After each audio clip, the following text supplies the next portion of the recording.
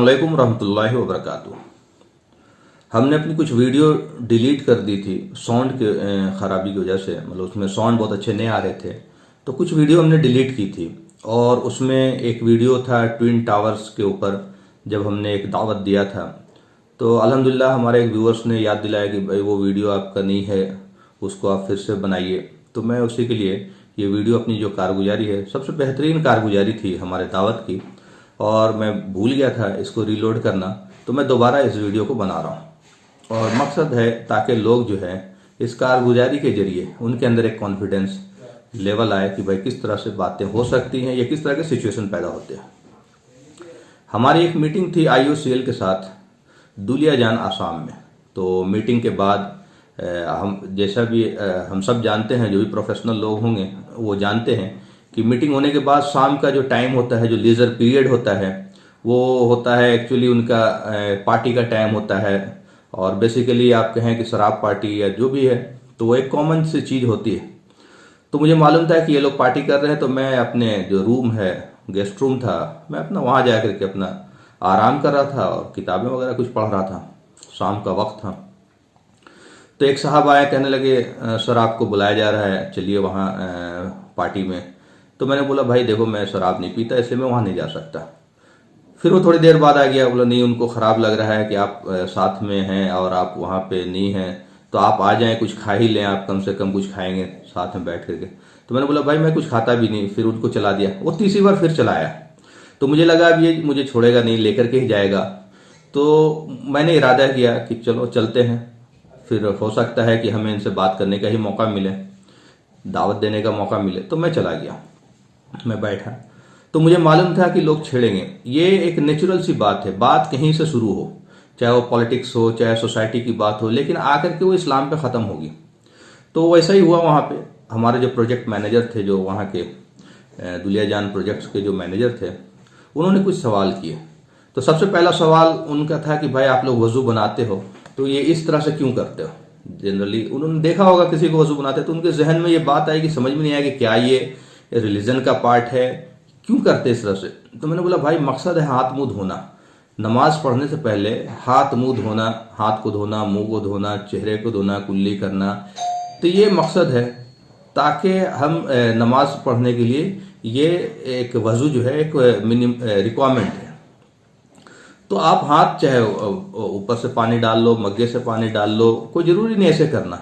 तो उनको समझ में आया अच्छा ये कोई पार्ट नहीं है, कोई मतलब रीति या कोई रिलीजन का पार्ट नहीं है। फिर उन्होंने सवाल किया सिया सुन्नी के ऊपर। जाहिर सी बात है वो सुन्नी रहते होंगे कहीं जहाँ पे सिया भी होंगे, सुन्नी भी होंगे। तो मैंने बोला भाई एक हिस्टोरिकल इवेंट्स है जिसके ऊपर डिफरेंस ऑफ ओपिनियन है, और इस डिफरेंस ऑफ ओपिनियन को लेकर के दो गिरोह बन गए, और वो दो गिरोह आपस में इतना ज़्यादा कम्युनिकेशन गैप हो गए कि अलग अलग एक तरह से सिया सुन्नी की तरह जानने लगे। वरना उनका भी खुदा वही है जो हमारा खुदा है, रसूल भी वही है जो हमारा रसूल है, तौहीद भी वही है, कोई चेंजेस नहीं है। ये एक अंडरस्टैंडिंग का प्रॉब्लम है जो लोगों ने फैलाई। तो ये बात ख़त्म हो गई सिया सुन्नी की। अब बात आई टेररिज्म पे। तो उन्होंने कहा कि अच्छा ये बताइए पूरी दुनिया में जो टेररिज्म है उसमें इस्लाम का ही इन्वॉल्वमेंट क्यों है। ये सवाल करने के बाद फिर वो शांत हो गए, बोले नहीं नहीं ये आपको अच्छा नहीं लगेगा इस तरह का सवाल, तो हम लोग कुछ और बात करते हैं। हम लोग नहीं नहीं, आपने सवाल किया है तो उसका जवाब आपको मिलना चाहिए, आपके जहन में कोई बात है तो उसके जवाब मिलना चाहिए, और मुझे इससे कोई परेशानी नहीं है, मैं तो इसका जवाब देना पसंद करूंगा। बोला अच्छा ठीक है बताइए क्यों है। तो मैंने बोला भाई आप देखें कि दुनिया में जाहिर सी बात है बहुत जगह परेशानी चल रही है और मुसलमानों का इन्वॉल्वमेंट है, तो कुछ जगह पे जाहिर सी बात है कि हमें बुनियादी चीज़ों को समझने की ज़रूरत है। जैसे इसराइल का मामला, तो क्या आपको पता है कि इसराइल जो है आज के डेट में, जो इसराइल है, इसराइल नाम का वहाँ पे ये एक्चुअली फिलिस्तीनियों का लैंड है, ये मुसलमानों का एक्चुअली लैंड है आज के डेट में। 1948 में खास करके जब इनका जेनोसाइड हुआ, यहूदियों का जब कत्लेआम हुआ जर्मनी में, तो इनको अपना पुराना घर याद आया कि भाई हमारा पुराना घर जो है, ये लोग छोड़ चुके थे, वो इधर उधर पूरी दुनिया में बस गए थे, अपना घर याद आया। तो ये लोग वहाँ जाना शुरू किए, और बल्कि जहाज भर भर के गए, और उन्होंने रिक्वेस्ट किया लोगों से, वहाँ के मुसलमानों से, कि आप यहाँ हमें कुछ दिनों के लिए पनाह दीजिए, आप यहाँ हमें रहने की इजाज़त दीजिए, ये भी हमारा कभी पुराना घर था, मैं आपका शुक्रगुजार हूँ, आप हमारे मतलब एक तरह से रिक्वेस्ट किया बहुत ज़्यादा। तो मुसलमानों ने देखा कि इनकी चारों तरफ लोग इनको परेशान कर रहे हैं, इनके ऊपर जुल्म हो रहा है, तो उन्होंने अपना घर उनके लिए खोल दिया कि आओ भाई तुम रहो। अब एक आदमी का कोई 5 कमरे का घर हो और कोई आदमी आपके पास आए कि भाई मुझे यहाँ रहने दे दो और मैं शरण दे दो, मैं कुछ दिन बाद चला जाऊंगा या कुछ अपना इंतजाम देख लूंगा, आपने एक रूम दे दिया, धीरे धीरे वो और एक रूम में कुछ लोगों को बुलाए और धीरे धीरे वो पूरा घर आपका कब्जा कर ले और आपको घर से बाहर कर दे।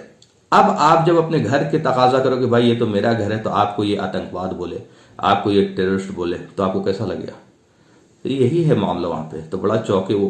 तो चूंकि ये सब चीजें लोगों को पता नहीं है, लोगों को हिस्टोरिकल फैक्ट पता नहीं है, ना हम उसको बता पाते हैं लोगों को, तो उनको एक कंफ्यूजन का शिकार रहता है। भाई वो अपने घर की लड़ाई लड़ रहे हैं। इसराइल नाम का कोई कंट्री वहां पे नहीं था। 1948 में ब्रिटिश गवर्नमेंट, चूंकि वो उस वक्त सुपर पावर था, पूरी दुनिया में उसकी हुकूमत थी, तो उसने एक बाल्फोर डिक्लेरेशन ला करके एक डिक्लेरेशन पास किया ब्रिटिश पार्लियामेंट में कि भाई ये इजराइल फिलिस्तीन जो है वो इजरायलियों का भी घर था और यहाँ इनको बसने का हक है।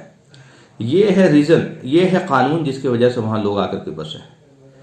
तो जिसकी वजह से ये सारी बातें आपको लगता है कि दुनिया में जो फिलिस्तीन लड़ रहे हैं, तो फिलिस्तीन लड़ रहे हैं वो अपनी जमीन के लिए लड़ रहे हैं, वहां पे धर्म की कोई लड़ाई नहीं हो रही।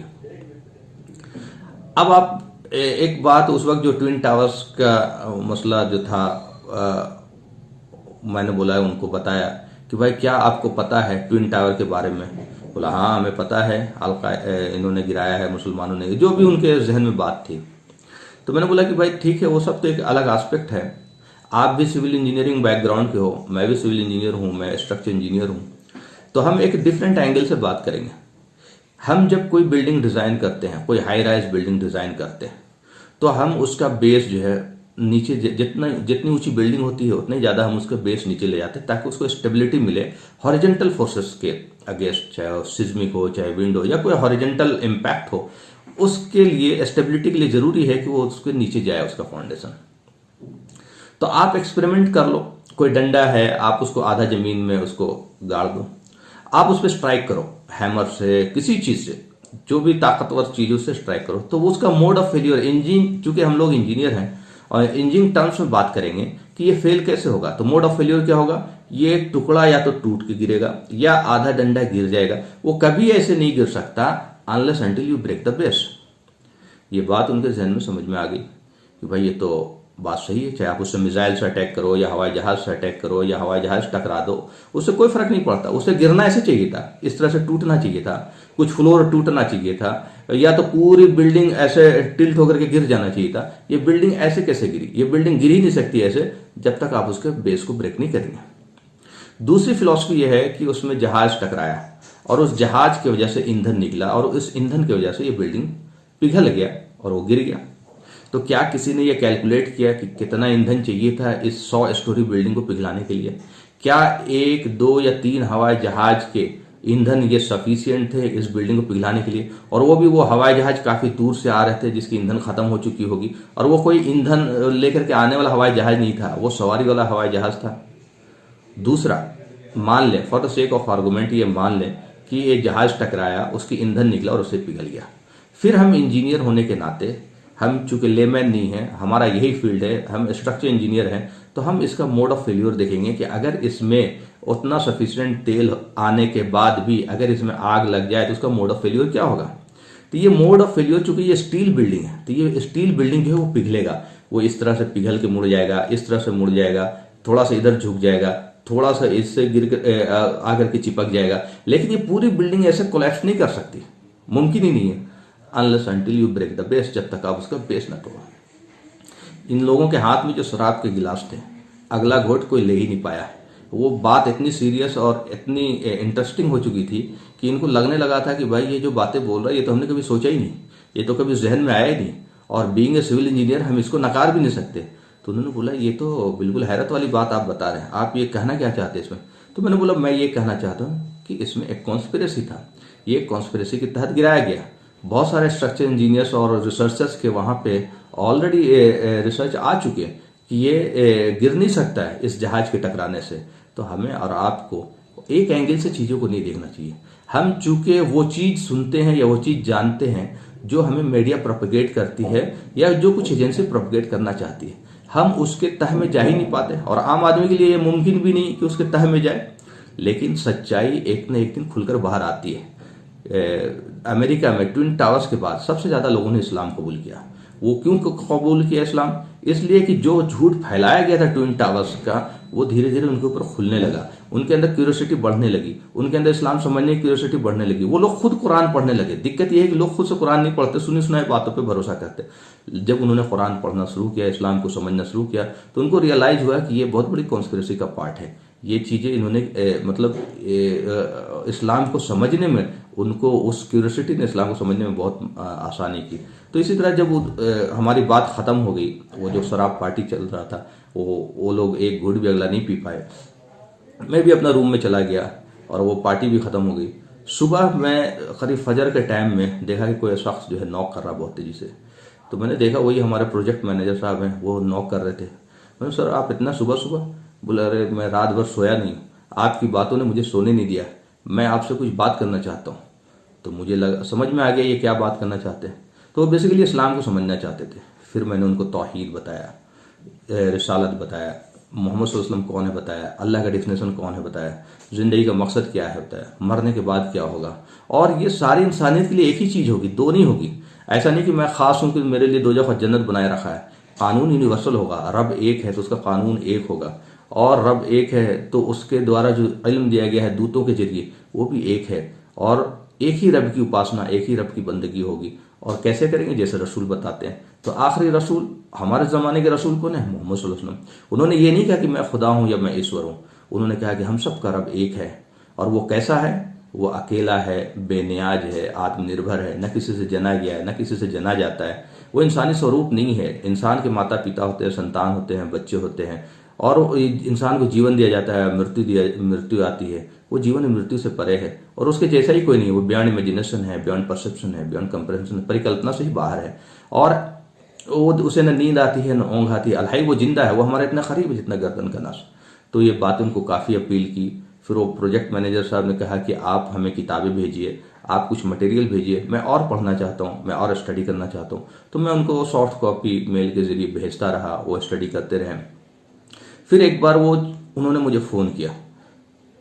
तो उन्होंने फ़ोन किया तो मैंने पूछा, आपने क्या समझा, क्या स्टडी किया? तो बोला, हाँ भाई, मैं तो सारी चीज़ें समझ रहा हूँ। और इस्लाम की टीचिंग वही है कि जो नेचुरल है, जो यकीन करने लायक है कि रब परमेश्वर एक है, दो नहीं है, और उसी की आज्ञाकारी बन जाओ, बुरे कर्मों से बचो और अच्छे कर्म करो, तो हमारा ठिकाना हमेशा के लिए स्वर्ग होगा। अन्यथा बाय डिफ़ॉल्ट हमारा टेक्निकल ठिकाना जो है वो नर्क हो जाएगा। तो मैं बोला, आप किस चीज़ के इंतज़ार कर रहे हैं? हमारे एक दोस्त आए थे, अब्दुल रशीद दोस्तम साहब। तो उन्होंने फिर बात की उनसे फ़ोन पे, और अल्हम्दुलिल्लाह उन्होंने शहादत पेश किया, गवाही पेश की कि भाई हमारा रब एक है और मोहम्मद सल्लल्लाहु अलैहि वसल्लम अल्लाह के रसूल हैं। तो ये इतना ही आसान है। लोगों ने